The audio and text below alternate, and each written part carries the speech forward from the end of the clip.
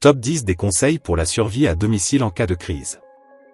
En cas d'alerte, d'intempéries ou de situations extérieures difficiles, nous vous conseillons de suivre ces conseils, afin de vous rendre résilient et ne pas être pris au dépourvu. Les bouteilles d'eau. Manquer d'eau lorsque l'on est bloqué chez soi peut vite s'avérer problématique. Avoir de l'eau potable en réserve est donc très important, sachant que le corps humain ne peut pas s'en passer plus de 3 jours. Il faut au minimum avoir un stock de 6 litres par personne, idéalement en petites bouteilles, qui permettent un meilleur rationnement, un risque de perte limité, et une manipulation et un transport plus aisé. La nourriture. Tout comme l'eau, avoir de la nourriture est très important. Même si notre corps peut se passer de manger plusieurs jours, voire plusieurs semaines, il est psychologiquement difficile de s'en passer en cas de crise ou de stress intense. Cependant, cette nourriture doit être pratique, en se composant exclusivement de boîtes de conserve et de produits longue conservation que l'on peut stocker et manger à température ambiante, dans l'hypothèse où l'alimentation en électricité ou en gaz viendrait à être coupée.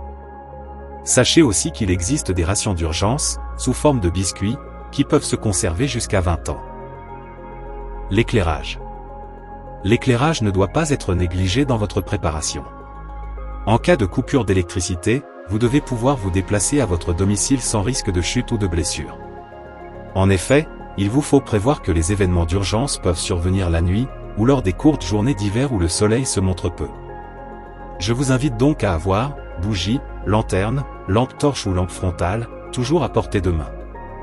Prévoyez aussi des piles ou une batterie externe, pour ne pas tomber en panne au plus mauvais moment, et prolonger votre capacité d'éclairage.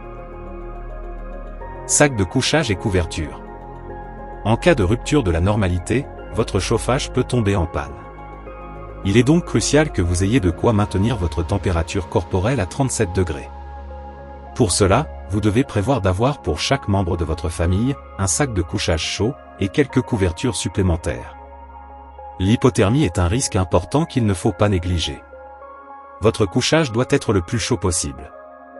Vous pouvez également prévoir une bouillotte et des chauffe-mains chimiques ou électroniques, facilement trouvables dans le commerce, afin de vous apporter un meilleur confort en cas de crise.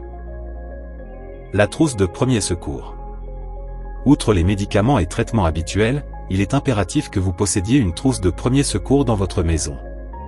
Elle doit être complète et fonctionnelle pour faire face aux blessures légères dont vos proches ou vous-même pourriez être victimes. Il vous faudra donc la contrôler régulièrement pour ne manquer de rien le jour venu. De la vaisselle jetable. Même si cela peut paraître contre-productif vis-à-vis du respect de l'environnement, avoir de la vaisselle jetable est un confort non négligeable lorsque l'on est confiné chez soi. En effet, si l'eau venait à manquer plusieurs jours, il serait impossible de laver notre vaisselle habituelle. La vaisselle en carton ou en plastique a l'avantage, une fois usagée, de pouvoir être mise directement à la poubelle. Cela évitera donc encombrement de votre évier avec de la vaisselle sale et malodorante, qui pourrait attirer des insectes nuisibles tels que des cafards. Radio et téléphonie. Lorsque l'on est bloqué chez soi, et qu'Internet et la télévision ne fonctionnent plus, avoir une radio peut s'avérer utile.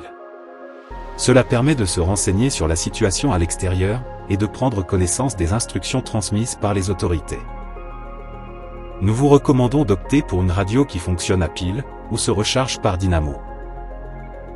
Concernant la téléphonie, votre téléphone portable peut suffire, mais avoir une ligne fixe en plus de celui-ci est un atout afin de pouvoir contacter famille ou secours et avoir l'esprit tranquille.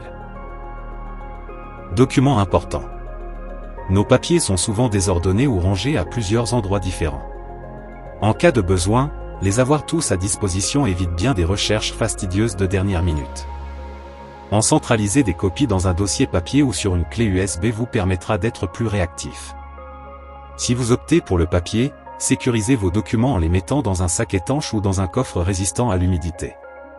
Si vous optez pour une clé USB, certaines sont vendues spécialement résistantes pour les situations d'urgence, mais vous pouvez très bien mettre une simple clé dans un petit tube étanche, du type d'un tube de médicaments de comprimés effervescents, en la calant avec un peu de coton. Les habits techniques. Il est vivement recommandé d'avoir quelques vêtements techniques dans son placard. En fonction des situations, il vous faudra peut-être des habits ou sous-vêtements chauds, imperméables, ou au contraire légers et évacuant parfaitement transpiration et mauvaise odeur corporelle. Les grandes enseignes sportives proposent ces produits à des prix accessibles à tous. Selon vos moyens, vous pourrez vous équiper pour faire face à ces situations. Nous vous recommandons d'avoir au minimum des sous-vêtements longs et chauds, une tenue de pluie complète et une veste polaire. Bien entendu, il ne faut pas négliger les chaussures, de préférence montantes et étanches. Un sac pour évacuer. Cette vidéo aborde la survie à domicile, mais une situation dégradée peut vous amener à devoir quitter, plus ou moins précipitamment, votre maison ou appartement. Il est donc important d'avoir un sac, type sac de randonnée, afin de pouvoir y mettre les affaires indispensables à votre évacuation. Je vous invite à voir notre vidéo sur le kit d'urgence, afin de savoir quoi y mettre, car l'objectif est de ne pas se surcharger d'objets inutiles. Merci d'avoir regardé cette vidéo jusqu'au bout. J'espère qu'elle vous aura appris quelques rudiments d'organisation pour faire face aux situations d'urgence à domicile.